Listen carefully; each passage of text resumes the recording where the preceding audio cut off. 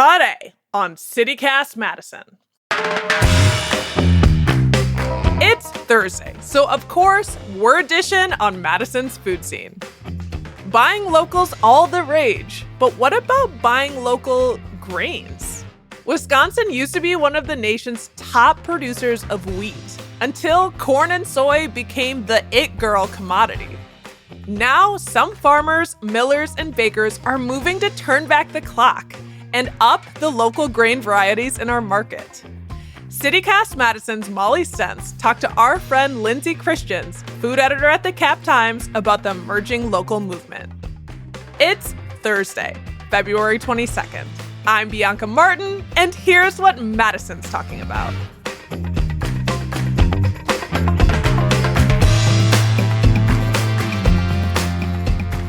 Lindsay, hello. Hello.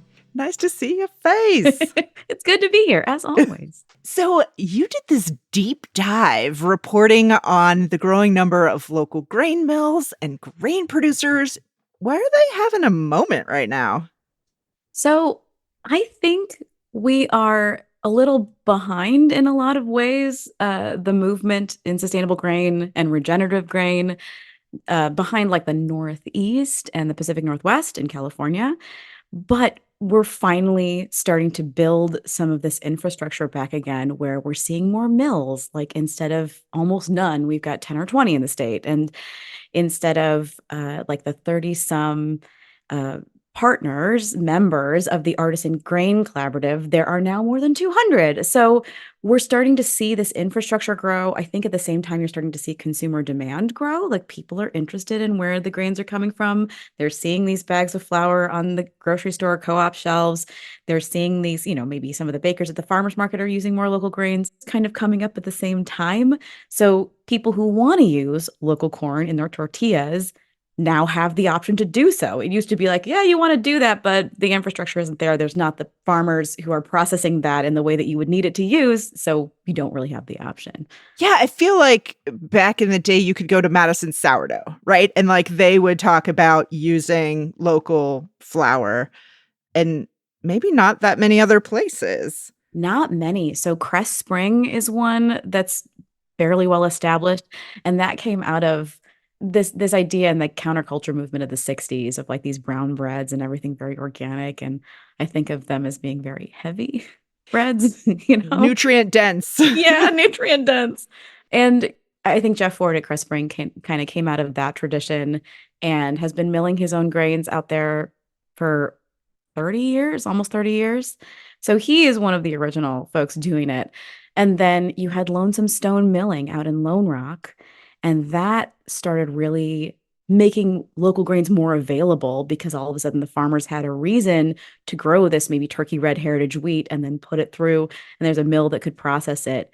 I think Madison Sourdough was one of the earliest adopters in terms of bakeries, like visible bakeries in Madison, where you could say, oh, I know a percentage of local grain is in this bread, and it makes it more interesting, more delicious, I think, in addition to everything else.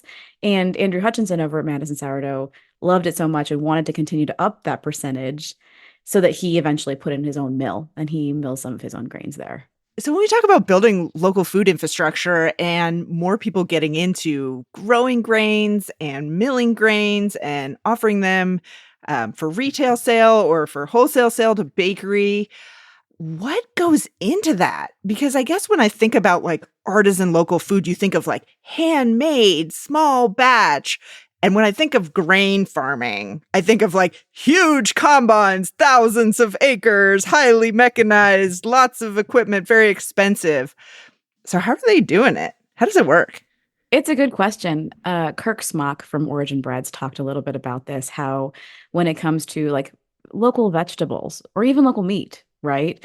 We can see sort of like, oh, like they grew it on that farm and then they harvested it with their hands or whatever, and our conception of flour and grain and ground corn and things like this is that it's really industrialized. It's really large scale.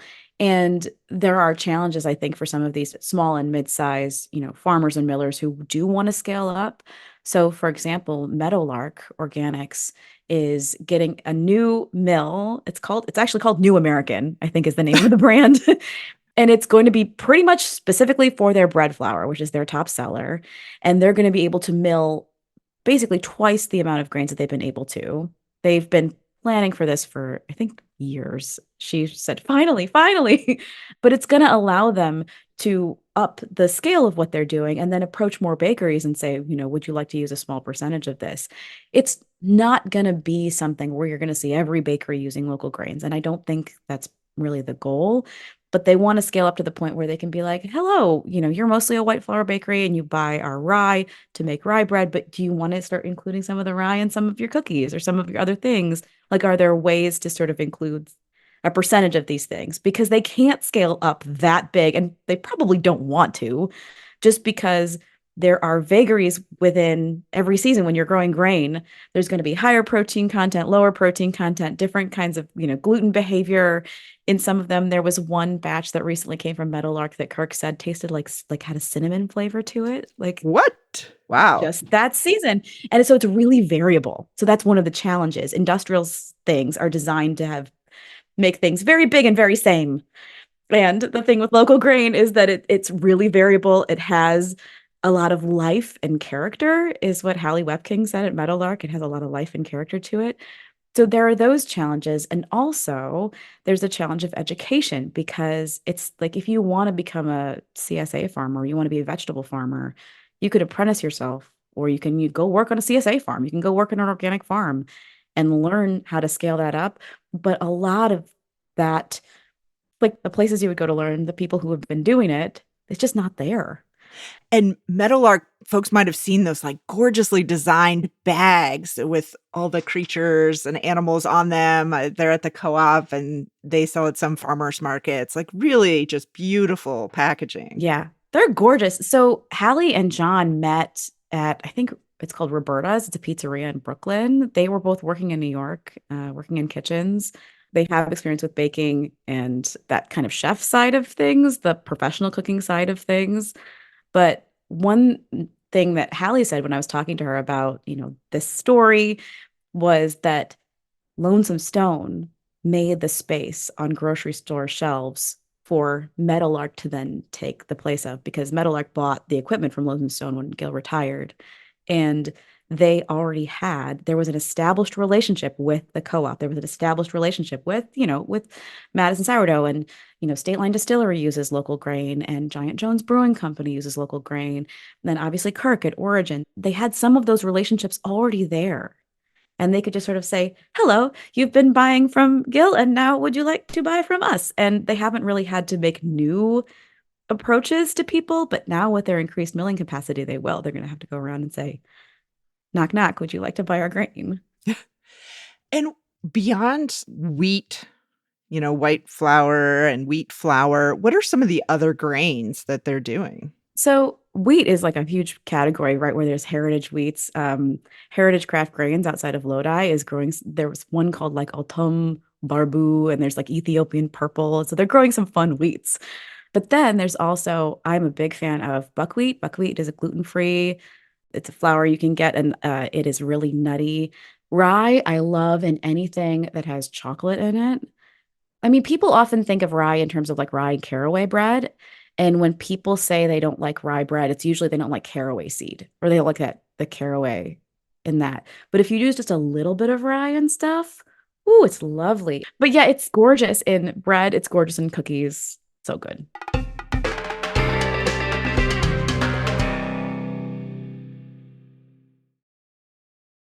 So you mentioned there's like 200 local grains mills? 200 members of the Artisan Grain Collaborative, and that is across the Midwest.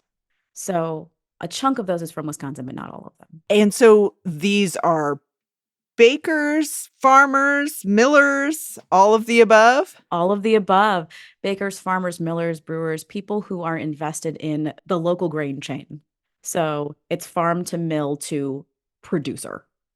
And why do you think that people are wanting to kind of localize grain? Because you mentioned in the article that Wisconsin was actually a huge grain producer throughout our history, but we kind of lost that. We did. Then there are several reasons for that. So I went to a panel about local grain at UW last fall, and Lauren Asperuth, who's a PhD who works specifically on this, gave like a little quick history lesson about why that went away. And it's because we decoupled livestock production from crop production. So you used to have to grow grains for the cows and stuff that you're feeding and raising, and we decoupled those two things so that they're kind of in different tracks, industrialized, right? We made corn really easy to grow, or easier, so there were subsidies, there was a lot of research and development that went into corn production, and it just got to be more financially viable to grow corn and to grow soy than it was to grow small grains, just as farmers needed them less. So that kind of went down. But the resurgence in wanting to grow more local grain is because a lot of times these can be cover crops, right? So you can grow them at rotating times on your fields, and it helps to restore the fertility of the soil. It makes there be less erosion, so you're losing less soil. And it's all of these things that are very sort of good for like restoring the earth writ large. Yeah. But also, as Kirk said, like these things are delicious. Like if it didn't taste good, it would still be a hard sell. But because they do taste good, they are, I think, worth the investment of time and effort to figure out how to adapt to what local grains require of you if you're baking or you're brewing or you're distilling with them or you're making tortillas out of the corn.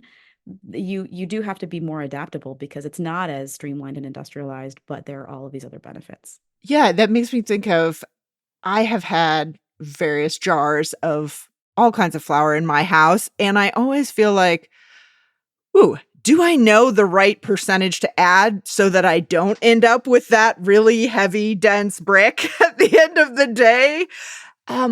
Where are people going to learn that kind of bakery end of it? It's funny that you say that. I just made some fougasse, which is it looks kind of like a leaf. They sell it at Batch Bakehouse. It's really pretty.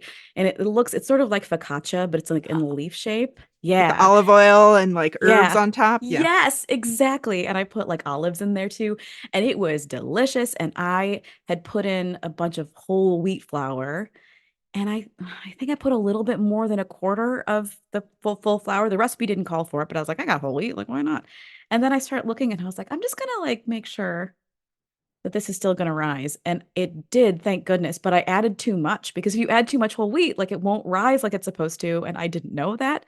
So I'm gonna do the thing that I do sometimes, and I'm gonna hold up a cookbook, which you all at home cannot see, but it's called Mother Grains by Roxana Jolipat. It is wonderful. It came out, I think, in 2021. This book is excellent. I have made muffins out of here. I made scones out of here. Like there's a recipe for a babka that I'm intimidated by, but I really want to try. And it just beautiful stuff in here. And it's totally demystified. Like she will walk you through. This is the amount of percentage of like blue cornmeal that you want in these scones to make them beautiful and work in this recipe. Maurice Cheeks was like, you just got to make the same loaf of bread like 10, 50 times, and then you'll know exactly how the grains will behave. And I'm too scattered and curious for that, I think. Like I can't force my, Yeah. I don't reread, people reread books. I don't do that. I want to try the new thing. I'm with you. Like the idea of making the same recipe over and over, where's the fun in that? No, I want to try a new thing. It's like I'm always doing that for dinner parties. I'm like, oh, I want to make something I've never done before, and maybe it'll make it really complicated. Yeah, sure, that sounds good. And you're not supposed to, but I always want to anyway. And I'm like, I just want to try the new thing. And Mo Cheeks was a great interview for this piece because he has a nonprofit called Bread and Justice, and he's going to be able to expand from doing 4 loaves at a time to doing 12 loaves at a time, which is just amazing. Wait, at his house? At his house, he's putting this new oven in his basement. And Nice. I'm like so happy for him, but I'm also like, sir, you have a job. This is so much work. It's very impressive what he's doing. He gives all of the proceeds to local nonprofits and things. I think Boys and Girls Club is one, but anyway, he said there are families that come to him and say, I love Mo bread. They love Mo bread, Nice. which I think is really cute. But yeah, Mother Grains, Roxana Delapat is what I would recommend. See, we did get something out of the pandemic. We got a lot more bakers in the world. We did. We really did. So I also wonder about the gluten-free folks and what there is for them.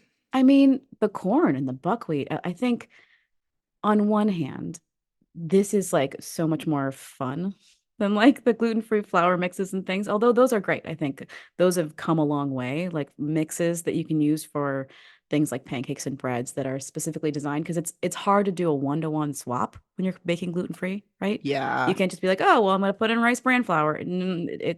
It's not going to do the things you want it to do. 2 cups of chickpea flour. Okay. Yeah. Yeah, you are going to have something else. But so that's really cool. But as Kirk Smock talks about at Origin, a lot of the gluten sensitivity, folks think, and I'm not a scientist and I'm not a doctor, but folks think a lot of the gluten sensitivity is connected to basically the things that we're putting on the wheat, the industrial wheat, to make it more efficient and to make it more regular and commodified and whatever. But that it has to do with like the pesticides and the other things that they're using in the fields that people are having a negative response to, another negative gut reaction. And that when you're having slow fermented sourdough with local grains or not, you're gonna have less of a reaction to it. My understanding also is that if you stopped eating gluten, that your gut becomes less able to handle it over time. But yeah, I think there's a lot of cool stuff locally that is good for gluten-free folks. Yeah. So where can folks find local grains or local flours in Madison if they're looking to try some more out? So that's the funny thing. So you can find them at like the Willie Street Co-op, for example. You can find them at like bakeries that use local grains. So Origin sells Meadowlark, Madison Sourdough sells grains that they mill there.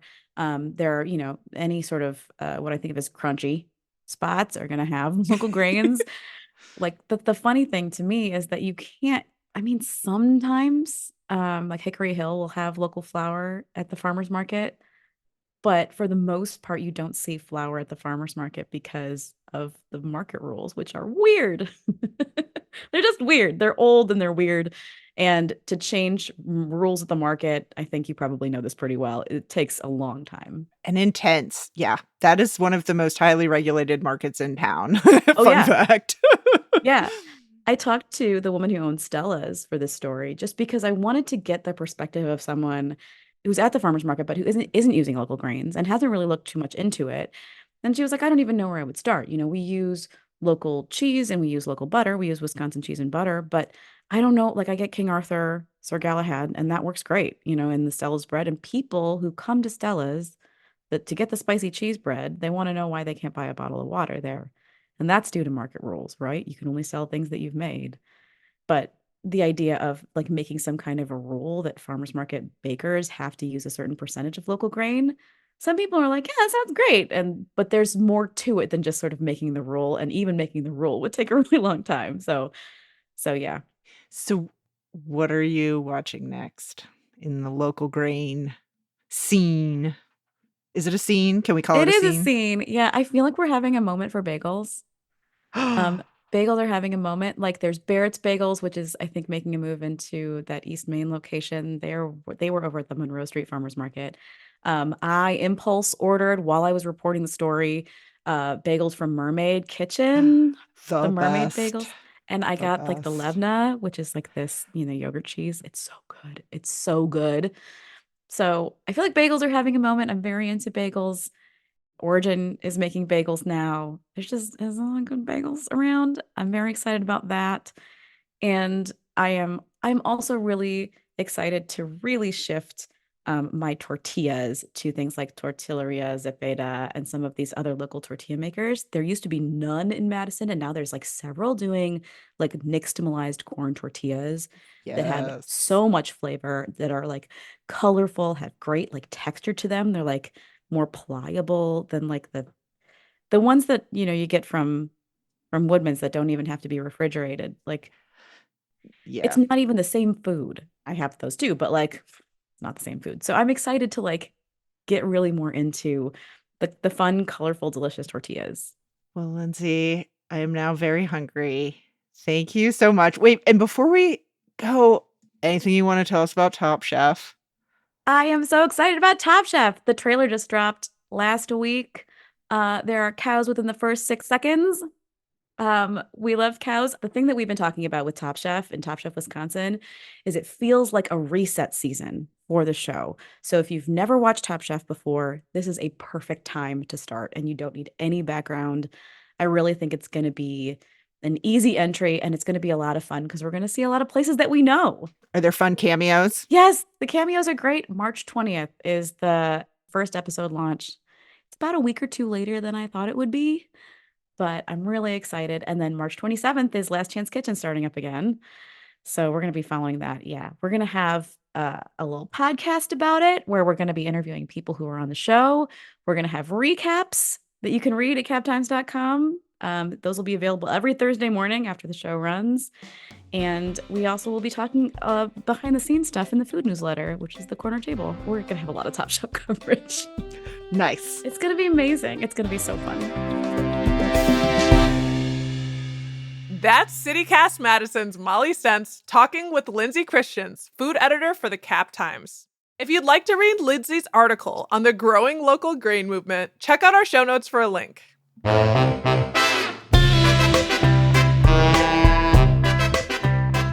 That's all for today here on CityCast Madison. I'm Bianca Martin. If you enjoyed the show, why not share this episode with someone who has a big idea they'd like to germinate? We'll be back tomorrow morning with more stories from around the city. Until then, take good care.